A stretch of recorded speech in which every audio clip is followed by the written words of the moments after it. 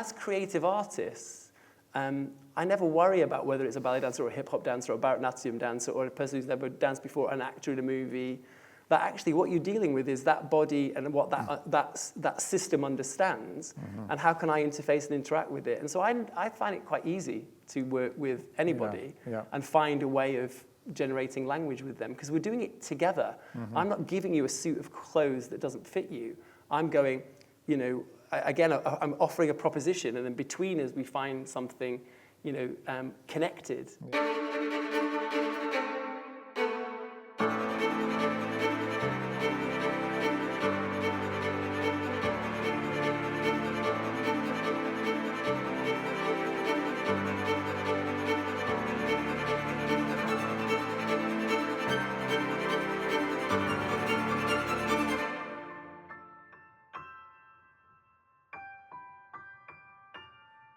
Welcome to this next edition of the Choreographer's Conversations.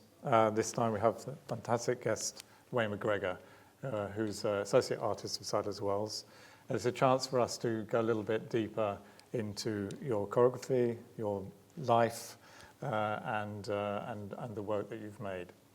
So I always like to start these at the very beginning. Way back. Way back. Yeah. You were born in Stockport in 1970. How did you come across dance as a thing to engage with at that time? Well, I think I often tell this story about John Travolta being a big inspiration to me, which is totally true. But I was reminded very recently by my mother that actually I first started dancing in English country dancing at school, and I used to love it. So, you know, we used to do it in the school hall. The seats were pushed back, and we would do English country dancing, maypole dancing. Well, like once a week or every day? Probably not every day. I think probably about twice a week, but it's interesting. It's one of the first times you've had this amazing opportunity to work with another body, work in dialogue with somebody that you don't necessarily know very well, or that's not necessarily your friend. And yeah, so that's actually my earliest memory of dancing. Yeah, it's interesting because you know, that's in lots of cultures that's the way that people are introduced to dance, and also it's men feel just as well dancing as well as women in that situation as well. So it's quite a good introduction. Yeah, in a way it doesn't matter how you start, does it? What inspires you to get going? It doesn't matter. I think once you've got the hook, how is it that then you are supported to do more of it? And explore different kinds of dancing. And I think I had that opportunity. You know, I loved English country dancing. I loved John Travolta. I decided I wanted to go to ballroom and Latin American and disco lessons, and I started them around the age of 8. I had a kind of a crazy, brilliant teacher who was super creative, not very rule-oriented. She was kind of very freeing. And I started like that and developed my passion. But I was supported. I was nurtured. I had someone to say, look, you're doing a really good job. This is something that's really interesting for you. Why don't you do more of it? And signpost me into other opportunities. Yeah, great. So what was the next opportunity? Did you study at school? Dance at school? No, I didn't really. No, so at school I did kind of very academic, you know, the sciences, very academic GCSEs and A-levels. But all the time, I was very busy with clubs and things outside school. So, you know, whatever that was, choir, amateur dramatics, you know, the whole range of things a hyperactive child would be doing, gymnastics, you know. You were hyperactive then? You can ask my parents, but I think probably would be the answer. And, you know, and having do multiple things at once, you know. So have a big kind of slate of extracurricular activities which are around the arts, because we weren't doing them that much in school. And, you know, we didn't have that much access to the arts in school, although we did do school plays, probably is the biggest thing that we did. So then what happened? You actually ended up doing a dance degree. I did. I was originally going around the country looking at drama degrees. And then I went to this incredible place called Bretton Hall, which is in the Yorkshire Sculpture Park, a beautiful building. And it's an art school, basically. They had incredible courses in ceramics and music and dramatic presentation, and they were just starting a dance degree. So I did a dance degree with semiotics, and I did that for 3 years, and then went to spend a little bit of time in New York to soak up all of that kind of like 90s brilliant experimentalism that was happening everywhere. I mean, New York at that point was the kind of the center of modern dance. Yeah. And all of those great makers, Paul Taylor, Twyla Tharp, Lucinda Childs, Melissa Fenley, Merce Cunningham, were all performing often outside and free in parks, or you could watch them. I remember watching a concert of John Cage and Merce outside Lincoln Center for free. Yeah. These incredible artists really having a dialogue and in communication with the city that they lived in and worked in. That was super inspiring. So you were soaking up all those influences. And also seeing the range of technical styles that you could work in, seeing the range of offerings of artists who had very special individual voices. And at that point in the States, everyone was a rule breaker. There was a sense in which nothing was off limits. You could see a Trisha Brown piece on the side of a skyscraper walking up a wall. You could see work outside. There was kind of a really kind of lucid and free ability to be able to see work in a range of contexts, which I really, really loved. And there was a sense that individual makers, so choreographers, could start any time and make what they wanted to make, that they didn't have to be necessarily in big repertory companies or big formal institutions, that they could do something very individualistic on their own at any point. You didn't really have any much money to do it, but you could actually just do it, and that you were encouraged to. Yeah, great spirit. Yeah. So you came back and you did do that. I did, yeah. So I came back to London in the early 90s. Yeah. And I didn't know anybody in London. I kind of moved to London not knowing anyone. And I knew I wanted to choreograph, but I also knew I needed to live in London. And I got a job basically as a dance animateur in East London. And it was one of the first times that the Arts Council London Arts Board in those days, had started this program where they asked artists to work with local communities to develop kind of community engagement and work with a whole range of groups, but empower through dance. So I would be doing, tea dance on a Tuesday. I'd be working with early bilingual learners on a Wednesday. I'd be doing 3 school sessions. I had a little youth group. Wow. And I did that almost for 3 years. Did you really? So, yeah, at the same time as choreographing. And in return for that, I had access to this amazing gym, which was in Wanstead Youth Centre. Yeah. A beautiful, almost like perfect size for Sadler as well, 16-metre square, beautiful gym that I could work in and that I could invite dancers to work in. And so I worked with some dancers in London and some dancers still in Yorkshire from college, and I made my first piece in Resolution at the Place in '92. Yeah. I think I saw it, because I remember you dancing in it in the first piece, And I thought, whoa, this is very different and new, and that was 30 years ago, of course. Yeah, I know. Thanks, Alistair. It's actually 32. 32 years ago. And we worked together then when I was at Queen Elizabeth. So you did the Place. Yeah. Yes. I won't go through the whole chronology, because in fact, it's long. There's a lot of it.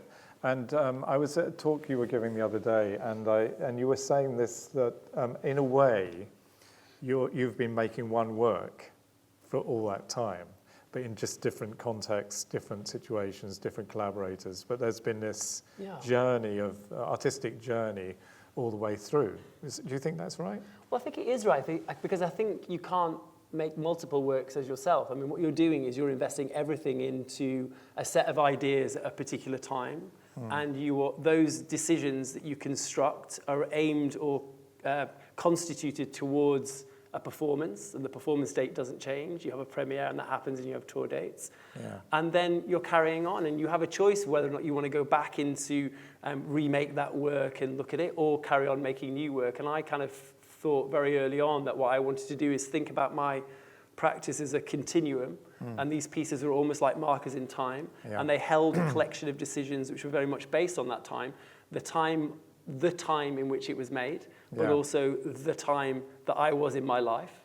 And that rather than trying to edit them or change them as I moved on, that I would like to keep them as they are, as something which kind of encapsulates a sense of a whole set of ideas at a particular period of time. And I really love that. That's one of the things I love about legacy in dance. So if you look at any repertory, whether or not that's classical ballet, or if that's the repertory of Martha Graham, or whether that's the history of the Judson Church, you get these amazing pieces which are so reflective of their time. Yeah. And you interact with them that way. And when you know context and understand them, that you can really grow from knowing about that. So I really love that the work has its own kind of like authority because it's kept in time in a certain place. It's funny you should say that, because in fact, when I see your work, I always think it's set in the future somehow. That it's not now, actually. It's in some other space and time that you're seeing happening. Yeah, I always find that very bewildering when people say that to me. I've just been working on this brilliant project with Margaret Atwood in Canada. And, Margaret Atwood is this incredible writer who writes speculative fiction.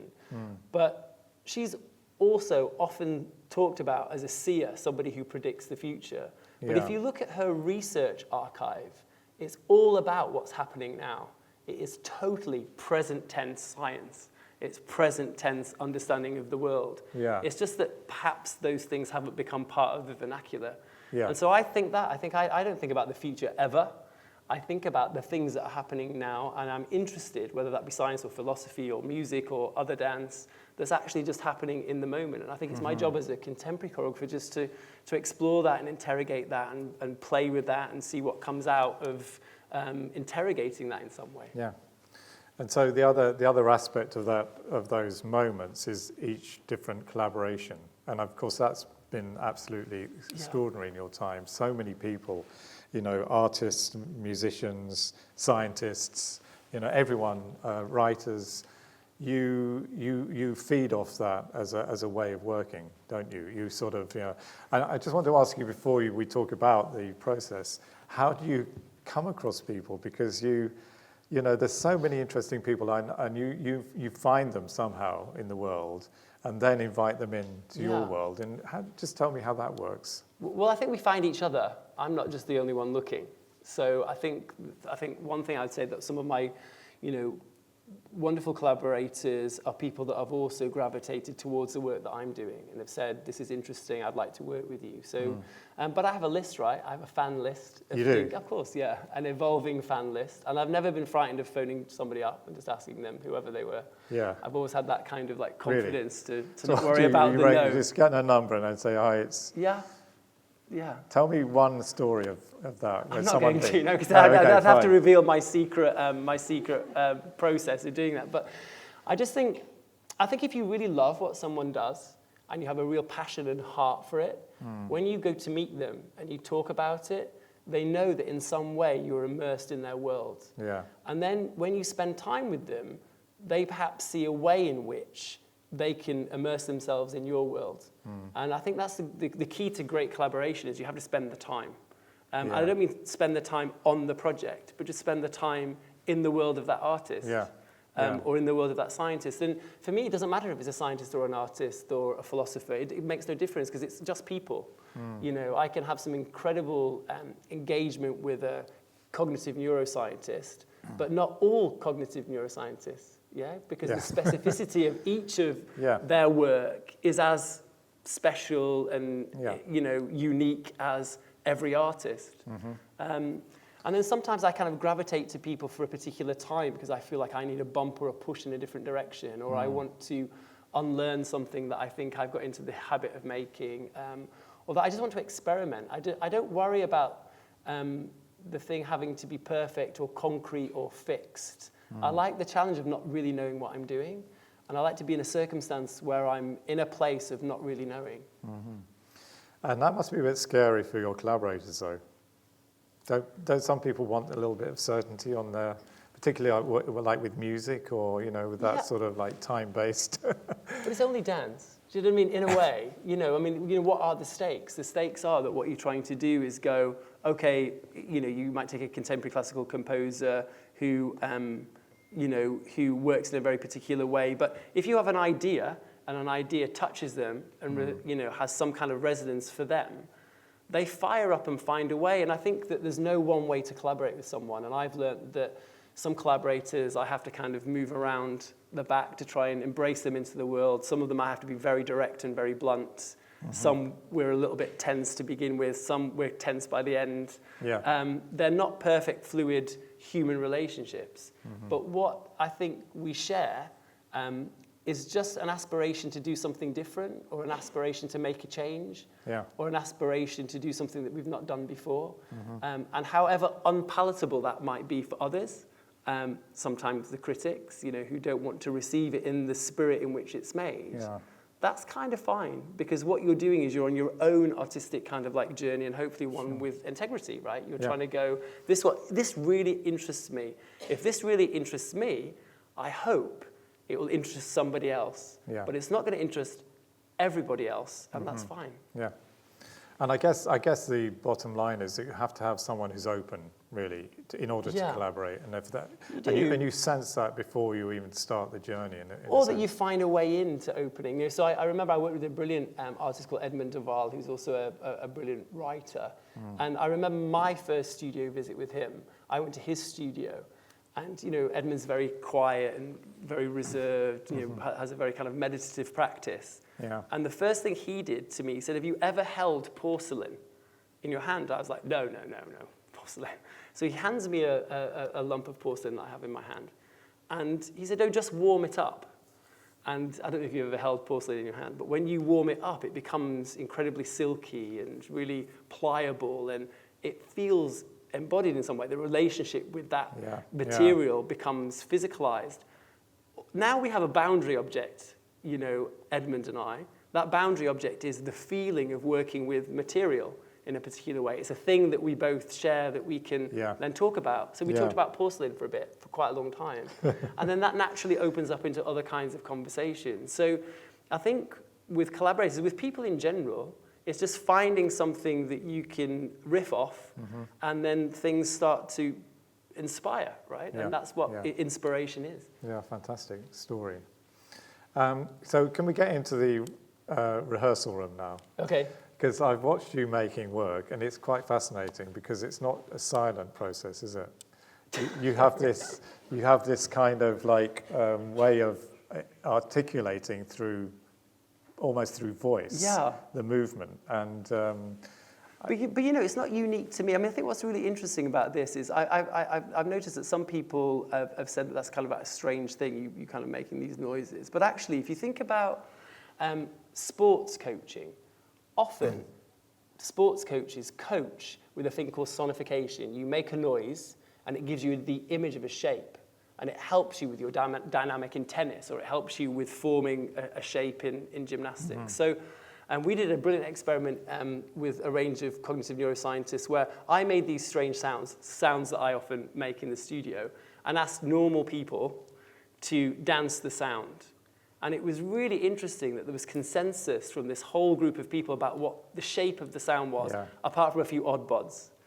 Which are the ones you want to hire, actually. But anyway, so if I were to go wah, everyone has a kind of a physical, embodied sense of wah-ness. And that's kind of a little bit more detailed than me saying blue to you, because your blue and my blue doesn't quite have the same relationship. So sculpting action through sound is a way in which we can communicate something of an embodied experience. And I'm really fascinated with that. So it's not an affectation, it gets a result. And it gets a result because what you do is prime that space for the body to behave, or to help the body behave in a particular way. So it's a way of communicating, actually, with, and not just physically, but in sound. Yeah, well, it's an acoustic image. And you see, the thing is, when you use a textual image, so if I were to describe the same thing, so many things, one, it would take me a long time, but also gets in the way. I also work with dancers from all different nationalities. I'm working with dancers that, are thinking very, very differently. So it's a very immediate thing. So I think when you ask me about the studio, I'm very physical in the studio. I'm very practical. We're very close in the room. And so that body-to-body communication is really important. But one way that it is inspired is by this sonification. And you're quite quick as well, aren't you? I'm quick, yeah. You're really quick. Yeah. Making work, you can see. There's an urgency around it somehow. Well, I think I do even when I'm teaching young people, like I've noticed, like I've done a lot of teaching in my life, and when you go and teach a group of 8-year-olds who are ready for you, it's the most stressful thing, because they're ready for you. They don't care who you are, and they just want to have a good time in that hour. And when you face them, you can spend time, and sometimes you do that, working on a technical approach. But I have found that a way into creativity is one of speed to start with. It's one of freedom. It's knocking away all the preconceptions of what you think you're going to do. Just become embodied in that moment. Move. Just move, kind of unmediatedly, but with a bit of instruction. And then all of a sudden, all of that nervousness just evaporates. And for me, my experience has been that whether that's the Paris Opera or New Dancers in the Company or 8-year-olds, it's the same. You know, and if you can kind of burst through that, you can make some really amazing progress quickly. Yeah. And can I ask you about the relationship between you as a dancer and what you're making, right? So I was talking to Michael Keegan-Dolan about that, and he said, because he works in a different way, he doesn't tell people how to dance, but actually, or you know, what to do. It's through a period of improvisation. But in the end, I said to him, actually, they look like you dance. Yeah.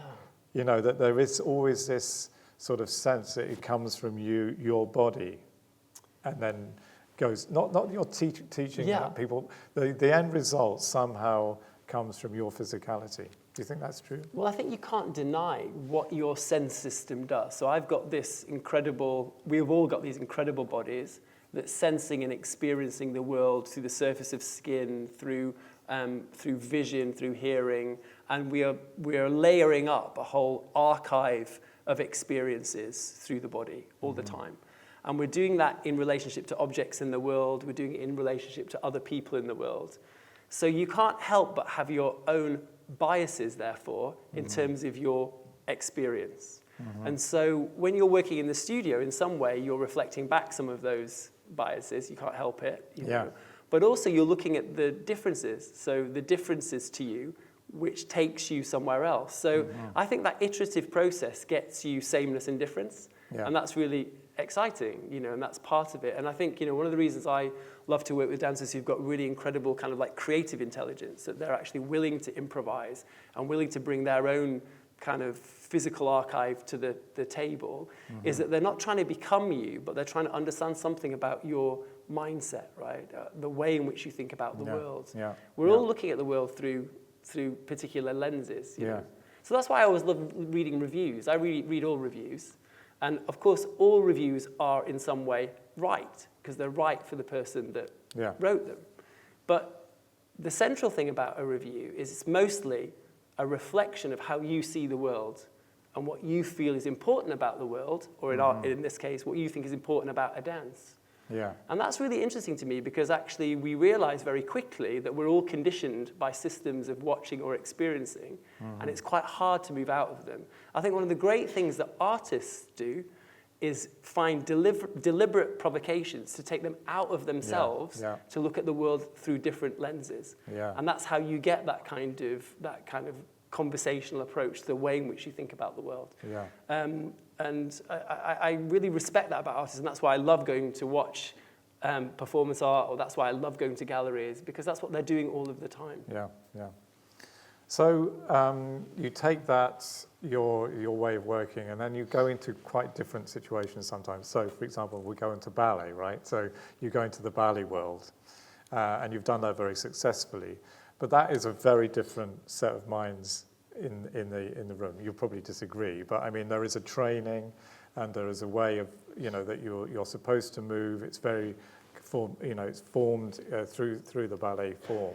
But you know, I think when you say that, that I think is an indication of how people see ballet. So that is an audience's view or a critic's view of what ballet is. When you are a ballet dancer, that is not how you see ballet. And so I think the only differences are a difference of culture, and what I mean is the culture of the organization. So when you're working in a large-scale opera house situation, you're working with dancers who are doing many other projects at the same time. You see them only for an hour, you have to work with them quickly, your compositional language has to be organized at a time when you know, the actual culture of making in that environment is very different from a laboratory environment when you are able to work with the same dancers for many, many, many hours, for many, many, many weeks. All I'm saying about that is the cultural aspect of that is that ballet dancers then are primed to be expert at that kind of way of working. And so they're super fast, quick to pick up, but haven't had much time loads of time to do deep improvisation. Yeah. And so the embodiment of the work is a different process. It's almost like you teach the work and then they embody it. It's not an embodied experience that becomes the language. Yes. And so one is in out and one is out in. They're both eventually inside out. Yes. You know, but the way in which you get to them is different. Yeah. But actually, as creative artists, I never worry about whether it's a ballet dancer or a hip-hop dancer or a Bharatanatyam dancer or a person who's never danced before, an actor in a movie. That actually what you're dealing with is that body and what that system understands, and how can I interface and interact with it. And so I find it quite easy to work with anybody and find a way of generating language with them, because we're doing it together. I'm not giving you a suit of clothes that doesn't fit you. I'm going, you know, I'm offering a proposition, and then between us we find something, you know, connected, and that connection takes us somewhere. And that's been one of the greatest pleasures of working in, you know, ballet companies, because it was so much more unfamiliar, that language, the language that I danced. Yeah. But that with their expertise and with their intelligence and with their openness, one has been able to invent something together. Yeah. So again, it's always very bizarre to me when there's an idea that I have gone in there and given a language to them which is alien to them, because it also came from them. Yeah, sure. This is a collaborative thing that we've done together. So if you think about the history of some of those incredible collaborations I've had with ballet dancers, over the years, a lot of that material has been co-authored with them in the same way that these incredible dancers I've got here in the company, we co-author that work together. And that's the best version of dancing for me. But you just have shorter time to do it. But you build strategies, right? So I kind of think the great... You're quick anyway, so... I know, but also, it's a different thing, because, you know, I've had the company for 32 years because it is a laboratory. Yeah, sure. You can test, like if I'm working on a composition, I can do 10 iterations of the same composition over and over and over again until I find an ideal one. If I'm working in a major ballet company, I've probably got 2 chances. Yeah? Yeah. But all of the practice that I've had in the laboratory bears fruit for those other contexts. So that's why, for me, is very, very connected as a way of making dance, because you're testing yourself in different environments and can use those skills when you need a shorthand or when you need to go deep, and you can move between them. And now, for example, the Royal, because I've been at the Royal quite a while, lots of those dancers have changed and developed and grown and become much more comfortable with improvisation and working more somatically and working with less kind of spatiopraxic kind of like instructions or harder defined language. You know, there's been less of a need for them to be able to have somebody at the front showing them what to do, which means it opens up that whole organization to work with different kinds of choreographers, because all of a sudden now that language is a little bit more swift. Exactly, and they have done. And they have done. And of course that's a virtuous circle, because they have these different experiences with different people, different methods of working and stuff. So it's gone through. So you basically, like random as it was in our studio Wayne McGregor. I still call it random. Do you? Yeah, I do. Yeah. So do I. Yeah. No, but you know, so that's where you really have a chance to develop ideas a little bit more in terms of where you're going. And then it feeds back into the other work. It feeds back into the other stuff. Yeah. So also you work in all sorts of different areas, including film, television. We'll talk about ABBA later. But you know, what is that like? Did you dance at ABBA? I did. Yeah, okay, it's good. Yeah. It's good. Just checking. A little bit. A little bit, yeah. Enough. So, you know, are you learning anything in those situations, or is it just, you know, you have a chance to, you know, earn some money? So if I think about some of the really high-end tech that I've been able to work with over the years, so the very first time I started to work with motion capture, which is a system that takes maths out of your body, you've seen, you know, Andy Serkis in his motion capture suit, was in the early Harry Potter movies that I was working on. You had access to this incredible tech. Yeah. You learned how to work with it. And then you know when you're doing your cheaper version of a project, because you've not got those resources, what you really need or don't need. Yeah. And that motion capture learning, all over the years that I've done motion capture, was phenomenally helpful for when we did the ABBA project. So you intimately understand it. That's one thing. Also on a personal level, you know, for example, if I'm working with Saoirse Ronan, is amazing, you know, Oscar-nominated actress, you know, under 30, incredible actress. When you're working with her in the studio, priming her for a role, if that's, you know, something we might do together, she's also teaching you so much about how to communicate certain ideas through body, how she would respond. You know, that is a kind of an incredible process itself. So I think all of those other projects are the same to me. It's part of one network of activity that all interrelate. I don't want to be bored doing the same thing over and over again. I think it's really important to keep your mind really agile, and to be agile you have to be challenged. I like often in those projects you're working with very brilliant directors who are very demanding, who are asking for a specific thing. Yeah. You need to deliver a specific thing, whereas normally I can deliver the thing that I want to deliver. Yes, of course. So you're doing that, and you're often working at scale. So you're often working with like hundreds or thousands of people. Yeah. You know, if you're working on a big movie with like hundreds, thousands of extras, how do you communicate? How do you work with that? And all of these, I think all of these opportunities really feed your ability to be able to choreograph, but also to recalibrate what is choreography. What is a dance? You know, for me, a dance is not just something that goes on the stage. It's not even about putting it into a different location. Yeah. It's about how do we organize our body in different situations. And that is something that I think that range of work that I really love to do. Yeah. So let's talk about ABBA. Okay. So I don't know if people realize, but you were really involved in that project. And anyone who's seen it will see why there was so much detail in every aspect of it. And they approached you to work with the original ABBA. But just tell me the process, because I know a little bit about what happened. Well, I mean, I think the process is that, you know, ABBA hadn't been together for 40 years, and they were working out what could a kind of concert experience be with avatars that ABBA would be in. But one of the things that we wanted to do was, first of all, help ABBA get back into their bodies for performing, so we could recapture them with that motion capture system that I talked about earlier. Yeah. And honestly, nobody looks good in a motion capture suit, right? So you have to work on how do you get that back.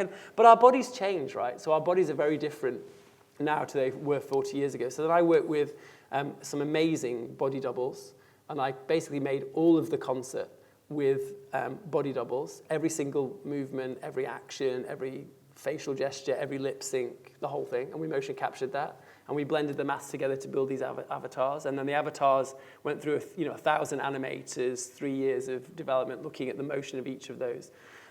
But all of that technical side wasn't really the purpose of the concert. The purpose of that concert is to test and see whether or not pure light, because that's what it is, it's just light, yes, can be or have an empathetic relationship with an audience. Yeah. When you're watching it, do you feel empathy with those avatars?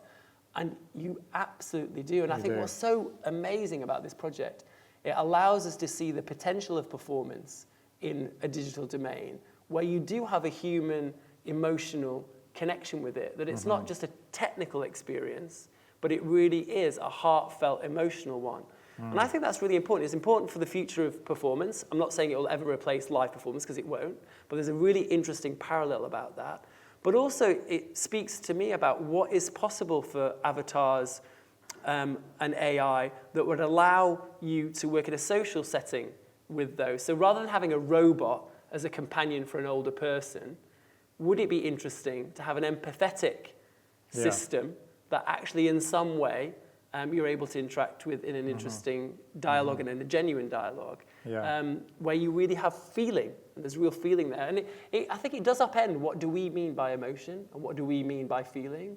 You know, many of the audience who go to ABBA think they are really there. Sure. And what's really strange, on the first night, there's the older ABBAs come on stage. You think, oh, that's the older ABBAs.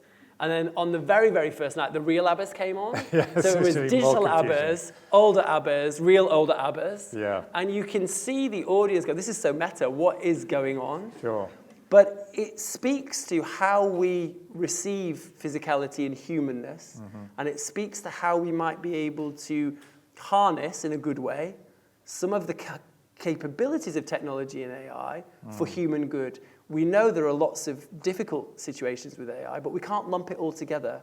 And I think we need to have more specificity and more detail about what we're talking about when we're talking about AI, rather than just a kind of a generalized sense. Like I read a few of the reviews for Autobiography where I have an AI in it, and it was quite interesting. They were saying, oh, well, McGregor's not choreographing now, the AI is doing it. And again, this is about this prejudice about what you think AI is, right? Sure. And actually, because for me, what you need first is the human touch. So our AI system, you have to move first.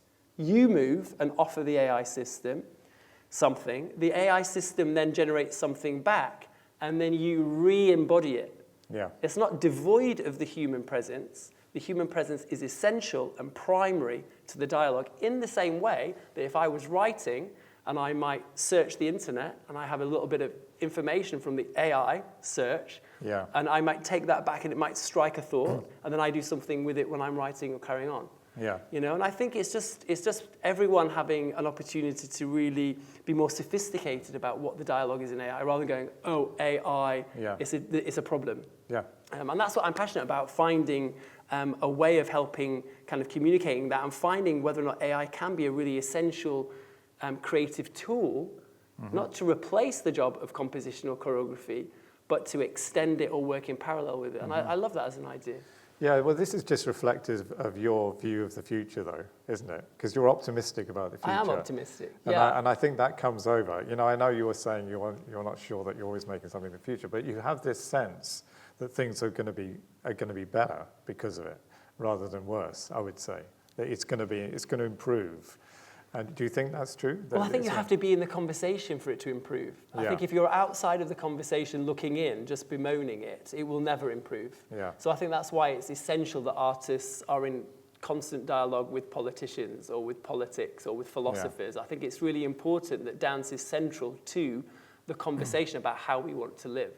And I think so often we've been on the outside of those conversations, and we are seen, we're seen not to have value or contribution to that. So I think if you are working with an AI system or working with people who are developing AI, you can have an ethical conversation about where some of the directions are going. You might be invited into a conversation more widely about what is the future of AI, how should it be regulated, what should we do with our own motion signatures, what should we do with our own body data. Those seem to me to be central to those conversations, but we're not usually in them. No, that's right. So I think the optimism comes from a way of just going, I'd love to be in the dialogue with you and encourage more people to be in the dialogue. Yeah. And then trust that, in a human sense, we can make better decisions, that collectively we can do some good. Surely that is the purpose of art, that, that it's in some way a mirror to the world that we live in, but also an absolute, opportunity for us to do better, to change and to make a difference. Yeah. So can we finish just to talk about your most recent work for the company, for Sir Wayne McGregor, The Universe, The Dark Crystal. So how did that come about? I know you were a fan of the Jim Henson. Yeah, well, I was kind of freaked out by that movie, in the 80s. And I think now on reflection, I was freaked out by it because it was human interaction. So it was humans working with puppets or animatronics, but the human hand was made invisible. It was not there. And you see these creatures doing these really, really strange things. But at the same time, it had a really presentient message, this ecological message of a fractured earth trying to become one. And I wanted to try and find a way of working with new technology, with working with a different calibration of the body, and this central ecological theme, to do a kind of a poetic, hopefully, slippery, kind of like fever dream. That's what I wanted to make, something that was kind of like you couldn't quite grab hold of, a deliberate attempt to make you feel something about climate change or climate change action, without putting it into words and making it concrete.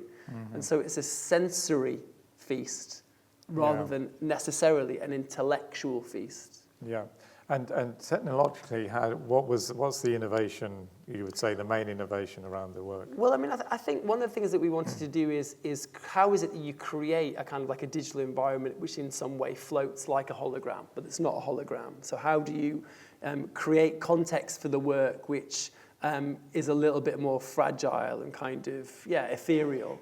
And I think then there was a whole range of kind of development of work around costume, growing costumes. So some of those costumes are made with, mushrooms or fabric. Yeah, exactly. That have been designed through natural sources or experimented with like new fabrics or, so that's part of that. So. And the technology also in the body, what happens when you have a body in restraint, when it's covered up, when it has lumps and bumps and kind of, a whole system of kind of, a bit like I saw that amazing Merce piece years ago, I forgot what the name of it was, with those bumpy costumes, yes, when you ever see them, yeah. where all of a sudden the morphology of the body is changing, and you have to work harder at working out what that is, and whether or not you could still have a relationship with it because it wasn't like your body. Yeah. And so that whole aspiration for the technologically literate body is something that I've always been fascinated in. Yeah, great. Well, we've come to the end. I feel optimistic about the future as well now, because I know that you're going to keep making great work, both here and at the Royal Ballet and around the world. And thank you for opening up and sharing some of your incredible thoughts. Thank you, Wayne. Thanks, Alistair. Thanks so much. Thank you.